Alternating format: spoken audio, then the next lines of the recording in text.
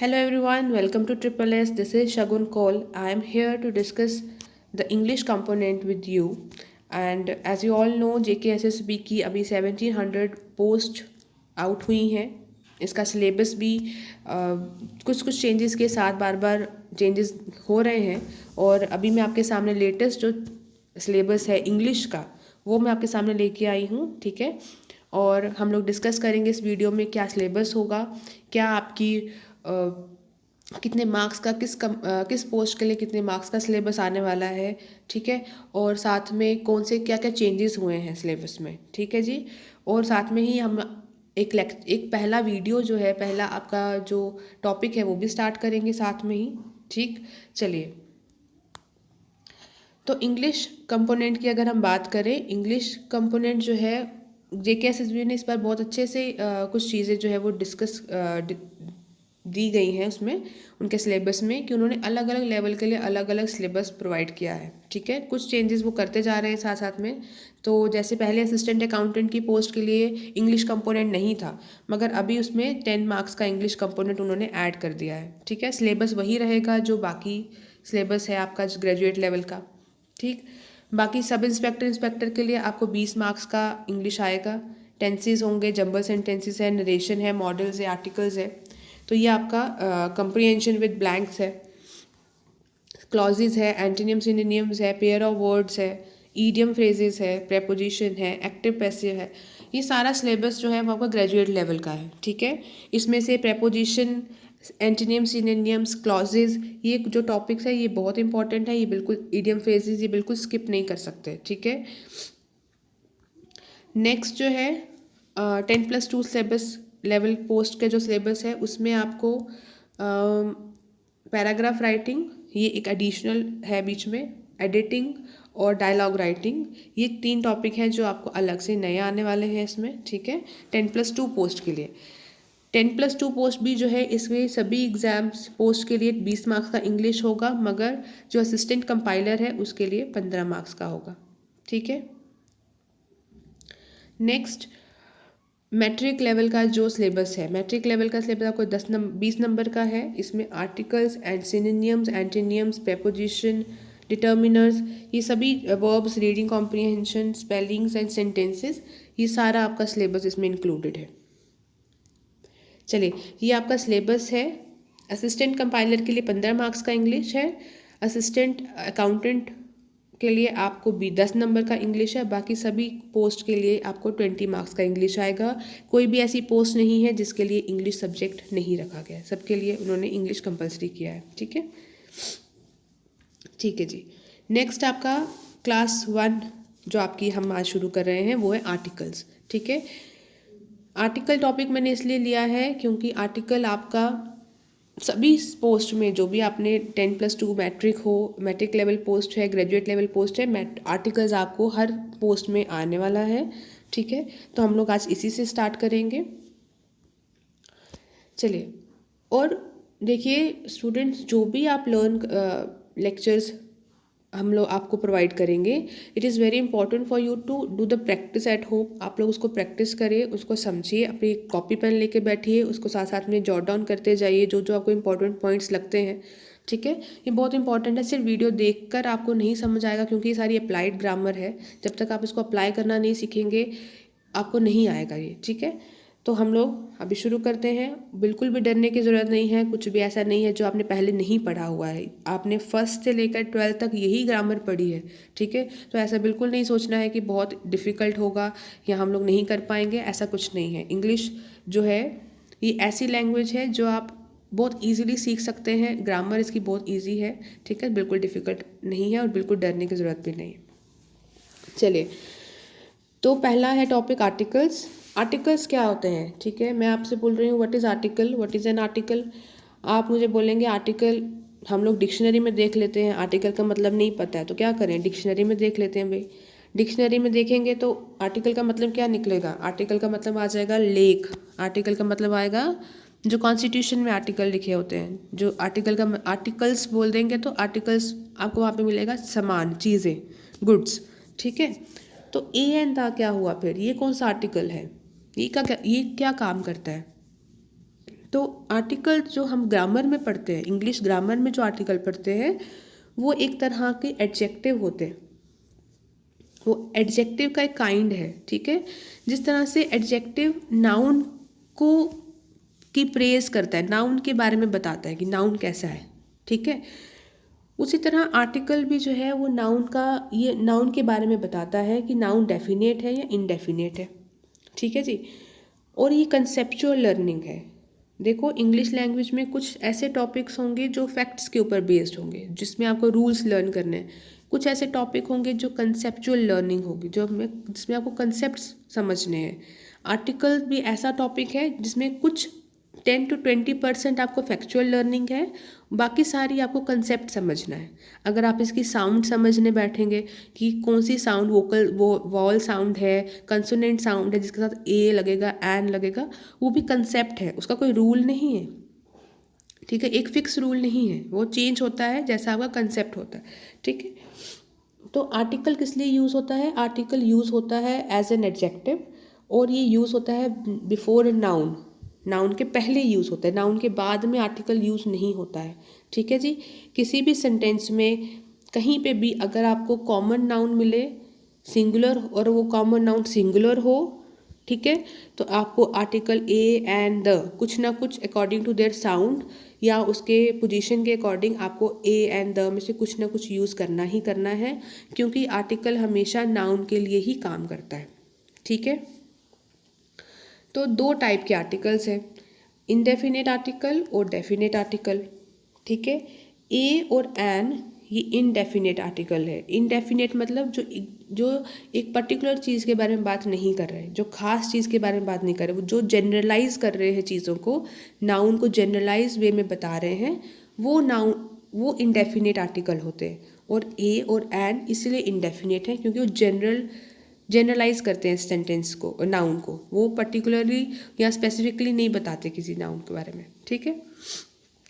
दूसरा है the article. The article हमेशा डेफिनेट है, और डेफिनेट है तो इसका मतलब वो कहीं पे भी आप उसको यूज़ कर सकते हो, वो सेंटेंस को ही वो नाउन को डेफिनेट कर देगा, नाउन को खास कर देगा, ठीक है। तो नाउन वॉवल जो है, सॉरी, आर्टिकल जब आप पढ़ रहे हो तो आर्टिकल पढ़ने से पहले आपको दो चीज़ों का बहुत अच्छे से नॉलेज होना चाहिए। वो है वोकल साउंड, वॉवल साउंड, और कंसोनेंट साउंड। वोकल साउंड क्या है, कंसोनेंट साउंड क्या है, ठीक है। तो इंग्लिश लैंग्वेज में, इंग्लिश जो आप लैंग्वेज पढ़ते हैं, इसमें हमारे पास 26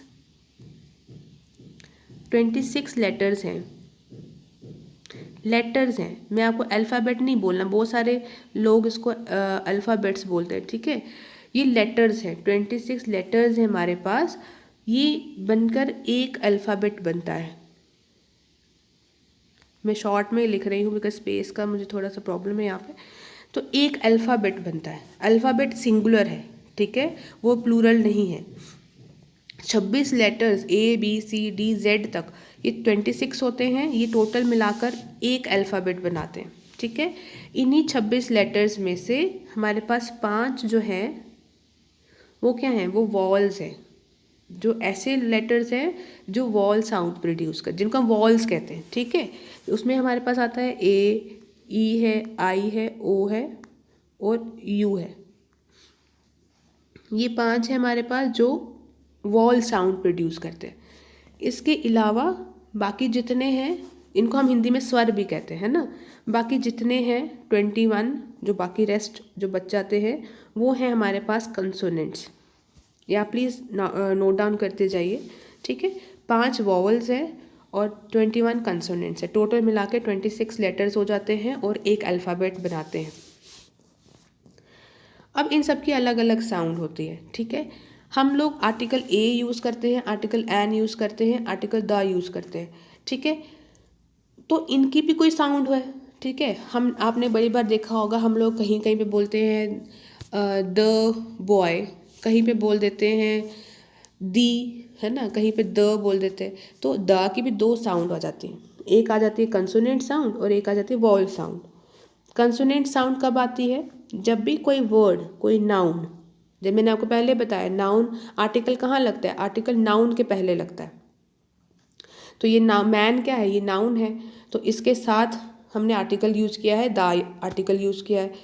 अब हमें क्या पता कि इसको दा बोलना है कि दी बोलना है, हमें नहीं पता है। तो हम लोग कैसे जानेंगे? जब भी कोई नाउन जो है वो अगर कंसोनेंट साउंड प्रोड्यूस कर रहा है, जैसे मैं बोल रही हूँ मैन, तो मैन में म की साउंड आ रही है, तो ये कंसोनेंट साउंड प्रोड्यूस कर रहा है, ठीक है। तो यहाँ पर जब भी कोई नाउन कंसोनेंट साउंड प्रोड्यूस करता है और उसके साथ हम द ऐड कर रहे हैं, ठीक है, तो हम उसको द ही पढ़ेंगे। देखो मैं हिंदी में भी लिख रही हूँ, उसको हम दा ही पढ़ेंगे। मगर कोई ऐसा वर्ड है, नाउन है, जो वॉल साउंड प्रोड्यूस कर रहा है स्टार्टिंग में, ठीक है, उसकी फर्स्ट साउंड वॉल साउंड है, जैसे ऑरेंज, तो ऑरेंज में ऑ की साउंड आती है, ठीक है, तो ये कंसोनेंट साउंड है, सॉरी वॉल साउंड है, ये कंसोनेंट नहीं है। तो जब इसके साथ भी द लगेगा तो हम इसको द ऑरेंज नहीं पढ़ेंगे, हम इसको पढ़ेंगे दी ऑरेंज, ठीक है, हम इसको दी ऑरेंज पढ़ेंगे। हम वोकल, हम उसकी साउंड के अकॉर्डिंगली भी हम इसको बोलते हैं, ठीक है। अ कहाँ बोलना है, एन कहाँ बोलना है, ए कहाँ बोलना है, अन कहाँ बोलना है, या द कहाँ बोलना है, दी कहाँ बोलना है, तो ये सारा डिफरेंस होता है, ठीक है। इसी तरह से इनडेफिनेट आर्टिकल जो है ए और एन, इसके भी दो साउंड है, ज़्यादातर हम इसको अ पढ़ते हैं, ठीक है जी, हम इसको अ पढ़ते हैं, हम इसको ए नहीं, ऐसे बोलने में क्या है ए, ठीक है, ए, मगर ए हम बहुत कम पढ़ते हैं जब हम किसी सेंटेंस में कुछ बोल रहे हैं और उसको बहुत एम्फेसाइज कर रहे हैं, ठीक है। तो जैसे मैं बोल रही हूँ दिस इज़ अ बॉय, तो this is a boy, this is a boy नहीं, दिस इज़ ए बॉय नहीं, ठीक है। ए तब बोलेंगे जब हम बहुत ज़ोर लगा के एम्फेसाइज करके उस चीज़ को बोल रहे हैं, ठीक है। ज़्यादातर हम लोग उसको अ ही पढ़ते हैं। इसी तरह ए एन को भी, एन तो होता ही है ये, मगर वो आजकल नहीं, वो आउटडेटेड साउंड करता है एन, तो हम लोग आजकल जो है इसको अन ही पढ़ते हैं, अ न अन, ठीक है, क्लियर हो गया। और देखो साउंड की हम बात कर रहे थे ना, साउंड जो है, जो भी, जब भी आप साउंड बोल, कुछ भी साउंड हमारे निकलती है हमारे मुंह से, तो अगर उसमें लिप्स यूज़ हो रहे हैं, अगर हम उसमें टीथ यूज़ कर रहे हैं, उसमें हम टंग यूज़ कर रहे हैं, उसमें हम अपने बॉडी पार्ट्स यूज़ कर रहे हैं, ठीक है, तो वो हमेशा कंसोनेंट साउंड ही प्रोड्यूस करता है, ठीक है। और जो भी लेटर कंसोनेंट साउंड प्रोड्यूस करता है हम उसका ए ही लगाते हैं। जैसे बॉय बोल के देखिए, बॉय बोलेंगे तो दोनों लिप्स साथ में जुड़ते हैं तो बॉय बनता है, तो उसमें लिप्स यूज़ हो रहे हैं, तो हम लोग, ये कंसोनेंट साउंड है, ठीक है। आप कैप बोलो, कैप, तो कैप में भी क सब अंदर आपका टंग यूज़ हो रहा है, ठीक है, तो इसलिए भी ए यूज़ हो रहा है। पेन बोलोगे तो भी लिप्स यूज़ हो रहे हैं, तो ये सारे कंसोनेंट साउंड प्रोड्यूस कर रहे हैं। और जो भी कंसोनेंट साउंड प्रोड्यूस करता है लेटर, उसके साथ हम लोग क्या लगाते हैं, हम लोग ए लगाते हैं, ठीक है, अगर वो नाउन सिंगुलर है और कॉमन है तो, ठीक है जी। इसके बाद जो दूसरा एन है, एन कहाँ लगाते हैं, एन हम लगाते हैं जब कोई भी साउंड यहाँ वोकल कॉर्ड से बनती है, हमारे लिप्स नहीं यूज़ हो रहे, हमारे टंग नहीं यूज़ हो रही, हमारे वो कोई बॉडी पार्ट नहीं यूज़ हो रहा, ठीक है, हमारा क्या यूज़ है, सिर्फ वोकल कॉर्ड, हमारा जो वोकल कॉर्ड है वो यूज़ हो रहा है, तो तब वो साउंड हम लोग वोकल साउंड बोलते हैं या वॉवल्स बोलते हैं उन लेटर्स को जो वहाँ से प्रोड्यूस होते हैं, जैसे अ आ ई उ ए ओ, तो ये सारे जो है ये वोकल साउंड है, ठीक है। तो ये हमारे वोकल कॉर्ड यूज़ करते हैं इसमें, जैसे ऑरेंज है, एप्पल है, ईयर है, तो ये सारे से हम एन यूज़ करते हैं, ठीक, क्योंकि इनमें वोकल साउंड प्रोड्यूस हो रही है। आपको लेटर्स के अकॉर्डिंगली साउंड ए एन नहीं लगाना है, आपको वो लेटर कौन सी साउंड प्रोड्यूस कर रहा है उसके हिसाब से ए और एन लगाना है, ठीक है। देखिए लेटर्स, अब हमारे पास जो वॉल्स है वो कितने, वो हैं 5, ए ई आई ओ और यू। मोस्टली हम लोग, आपसे मैं पूछूंगी ना एन कहाँ लगेगा, आप बोलोगे ए ई आई ओ यू के साथ, जहाँ पे वो वोकल साउंड, वोकल लेटर्स है, वो वॉल लेटर्स है, तो उनके साथ एन लगेगा, मगर ऐसा नहीं है, ठीक है। हम एन, कुछ दो लेटर जैसे ए और आई, ये दो ऐसे लेटर्स हैं जिनसे जो वर्ड कभी शुरू होगा, और अगर वो कॉमन है और काउंटेबल है, सिंगुलर है, तो हम लोग एन ही लगाएंगे। ए से कोई भी लेटर शुरू, वर्ड शुरू होगा तो एन लगेगा, आई से कोई भी शुरू होगा तो एन लगेगा, ठीक है। मगर ई से है, ओ से है, यू से है, एच से, एच भी है, ठीक है, एच से है। इनकी हमें ये है तो क्या, ई भी वो वॉवल है, ओ भी वॉवल है, यू भी वॉवल है, मगर इनकी हमें साउंड चेक करनी पड़ती है क्योंकि ये ऐसे लेटर्स हैं, कहने में वॉवल लेटर्स है मगर ये दोनों साउंड प्रोड्यूस करते हैं। ये वोकल साउंड भी प्रोड्यूस करते हैं, ये कंसोनेंट साउंड भी प्रोड्यूस करते हैं, ठीक है। तो हमें इनकी साउंड को चेक करना पड़ता है, तो हम लोग इनकी साउंड को चेक कर लेते हैं। देखो पहला आपको मैंने बताया ई, ठीक है।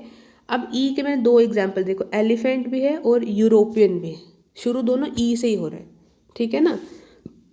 मगर एलिफेंट में ये वॉवल साउंड है, एलिफेंट मतलब ई की साउंड आ रही है, तो ई मतलब क्या हो गया, हमारे वोकल कॉर्ड से प्रोड्यूस हो रहा है, तो इसलिए हम लोग एन एलिफेंट लगा रहे हैं, ठीक है। यूरोपियन, यूरोपियन में क्या है, शुरू तो ई से ही हो रहा है मगर य की साउंड आ रही है, किसकी साउंड आ रही है, य की, यूरोपियन। तो य तो नहीं आता है वॉवल में, तो हम लोग एन यूरोपियन थोड़े लगाएंगे, हम लोग क्या लगाएंगे, अ यूरोपियन। ये हो गया कंसोनेंट, ये हो गया वॉवल, तो मतलब दोनों साउंड प्रोड्यूस, ई जो है वो दोनों साउंड प्रोड्यूस करता है, तो we have to check the sound that it produces, okay. तो जैसे अम्ब्रेला यू है, अम्ब्रेला पढ़ेंगे तो अ की साउंड आ रही है, यूनिकॉर्न पढ़ेंगे तो य की साउंड आ रही है, ठीक है। तो इसमें भी दोनों साउंड प्रोड्यूस हो रही है, तो हमें साउंड को चेक करना पड़ता है, बोल के देखना पड़ता है कि हमारे लिप्स टंग यूज़ हो रही है तो वोकल का वोकल साउंड है, सॉरी कंसोनेंट साउंड है। अगर हमारा वोकल कॉर्ड यूज़ हो रहा है तो वॉवल साउंड है, इसमें भी यूज़ हो रहा है। अब देखो ओ में भी क्या है, ये पढ़िए अनियन और वन, यहाँ पे ये व की साउंड प्रोड्यूस कर रहा है, यहाँ पे ये अ की साउंड प्रोड्यूस कर रहा है, यहाँ पर वॉवल है, यहाँ पे ये कंसोनेंट है। एन अनियन और अ वन आइड मैन, ये एग्ज़ाम में भी आया है, ठीक है, IBPS के एग्ज़ाम में आया था ये एग्जाम्पल, ये इतना सा एरर आया था उसमें, अ वन आइड मैन, ठीक। ये एच, अब देखो एच में HOUR मगर HAT हैट, एच को क्या, हम इसको भी कंसोनेंट और वॉवल दो साउंड प्रोड्यूस करता है। एन आर, यहाँ पे एन आएगा, ये हावर नहीं होता है, बहुत सारे लोग इसको हावर बोलते हैं, कोई आवर बोलते हैं, नहीं ये आर होता है, आर, जैसे हम ये वाला आर पढ़ते हैं ना सिंपल, ये वही आर होता है। हैट, तो इसमें ह की साउंड आती है, तो यहाँ ये कंसोनेंट है तो यहाँ पे ये वॉवल है। इसी तरह ये जो हमने चार पढ़े ई, ओ, यू और एच, ये चार ऐसे लेटर्स हैं जो दोनों साउंड्स प्रोड्यूस करते हैं, तो हमें इनकी साउंड चेक करके फिर आर्टिकल यूज़ करना है, ठीक है। और एक और चीज़ मैं आपको बता दूं, ये भी बहुत इम्पॉर्टेंट है, ठीक है। ये है अगर कोई वर्ड स्टार्ट होता है वाई से, देखो वाई ऐसा लेटर है, वाई और डब्ल्यू भी एक ऐसा लेटर है, ये डब्ल्यू भी, ये दो ऐसे लेटर्स हैं इंग्लिश लैंग्वेज में जिनकी प्रोनाउंसिएशन हम इंडियंस नहीं सीख सकते क्योंकि हमारा एक्सेंट वैसा नहीं है, हम लोग हमेशा इसको गलत ही प्रोनाउंसिएशन करें। जैसे बहुत सारे होंगे, जैसे ईयर है, बहुत सारे इसको कैसे प्रोनाउंसिएट करते हैं, EAR, ईयर, बट इसकी प्रोनाउंसिएशन हम इसको कैसे अ से शुरू समझते कि ये अ से है भाई, ईयर है, तो हम गलती में क्या करते हैं, हम लोग एन ईयर लगा देते, बट ये गलत है, ठीक है।